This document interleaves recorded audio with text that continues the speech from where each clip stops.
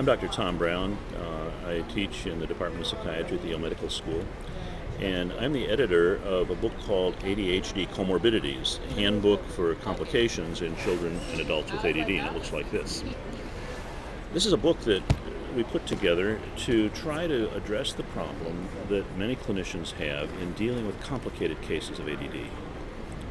Recent research has shown that an adult with ADHD, or ADD, you can use the two terms interchangeably, has 6 times the likelihood of having at least one other psychiatric disorder sometime in his or her life. It doesn't mean it's going to be persistent throughout life, but the fact is that ADHD rarely occurs alone.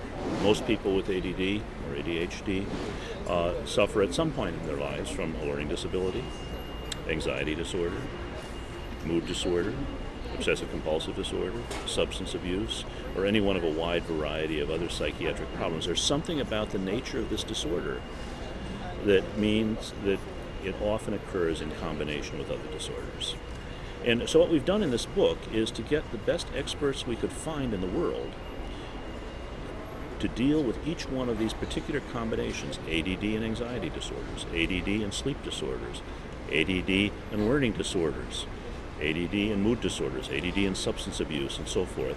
And in 23 chapters, each of these combinations of ADD and another disorder is presented, the research on it summarized, and the implications of that research for how one goes about treating are described in practical detail so that clinicians will have this information at their fingertips in order to be able to deal with these more complicated cases that often present in clinics. Sometimes the person comes in presenting with complaints about ADD, and other times it may be a person who has a depression, who just doesn't seem to be responding to the usual treatment, or who looks like they're suffering from borderline personality disorder and may have an underlying ADD. And what we've realized is that the old notion of ADD as simply a behavior disorder really doesn't fit the evidence that we've got.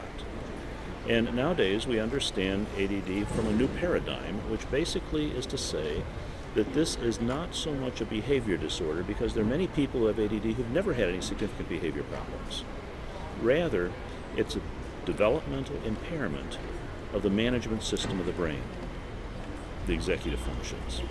The first chapter of the book begins by talking about how this new paradigm has developed and how our understanding of the disorder has changed.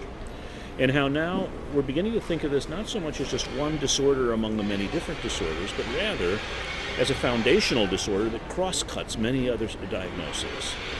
One way of thinking about it is that it's a lot like having a problem with the operating system of your computer, which impacts a whole variety of other software packages that you may want to run, as distinguished from some other disorders which are more like a problem in a software package that only affects a fairly narrow range of functioning. There are chapters in the book that talk about how ADHD looks different in preschoolers, or in elementary school-aged kids, or in adolescents, or in adults. There are other chapters in the book that talk about assessment and treatment of ADHD, particularly